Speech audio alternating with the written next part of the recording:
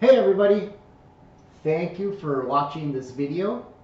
This video is the third video in a series of 11 that is my doctrinal position statements on the various categories of systematic theology. If this is of interest to you, please like my videos, subscribe, and look forward to many more exciting topics coming in the future.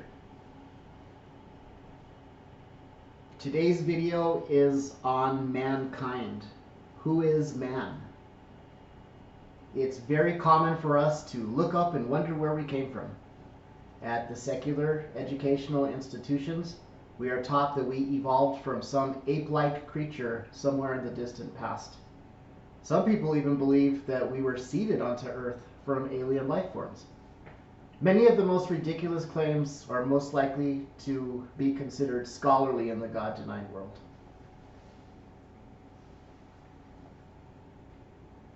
On this basis, human life is viewed in some circles as disposable, insignificant, meaningless, being that it just happened by chance.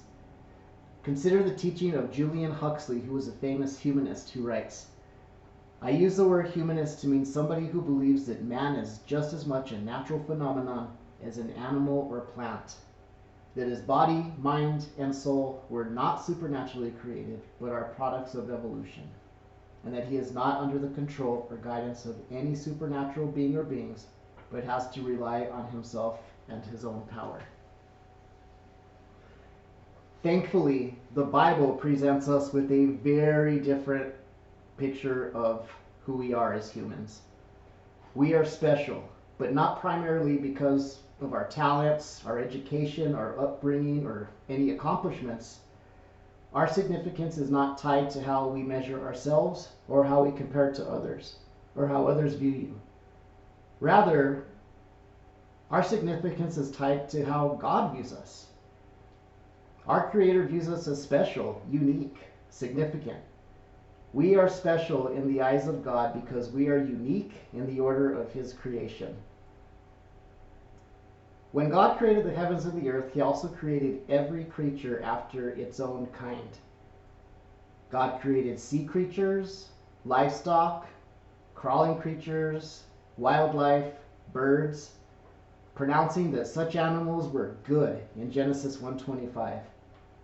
But when God created mankind, He said, "Let us make man in our own image, according to our likeness. Let them have dominion over the fish of the sea, over the birds of the air, and over the cattle, over all the earth, and over every creeping thing that creeps on the earth." So God created man in His own image. In the image of God, He created him. Male and female, He created them. You can read about this in Genesis 1:26 and 27. So we don't have to wonder because we have a biblical worldview. The Bible is the final authority for everything I believe. On the sixth day of creation, God made man in His image.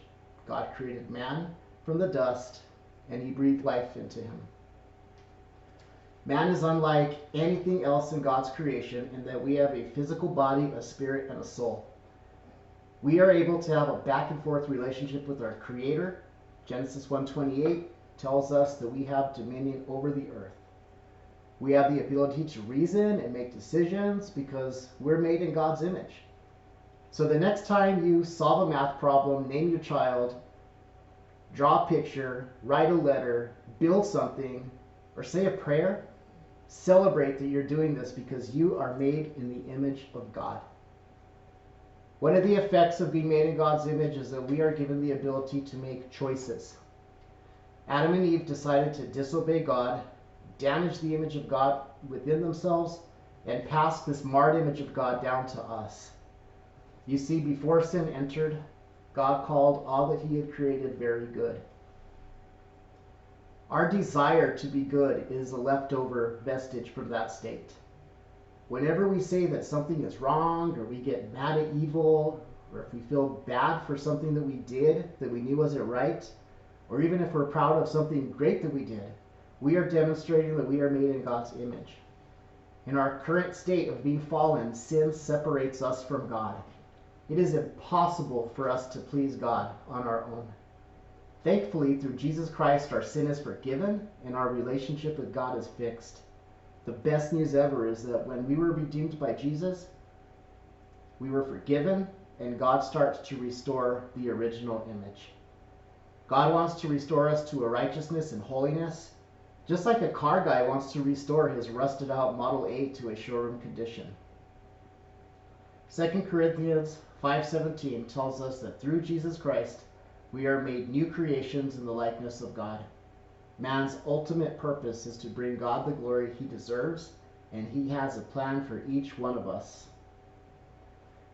So in conclusion, instead of getting our views from what the secular humanists are telling us, we get our views from the Bible, and they're in stark contrast with what the world tells us. The world wants us to think that we're in the process of getting better on our own and that we're all basically just good people.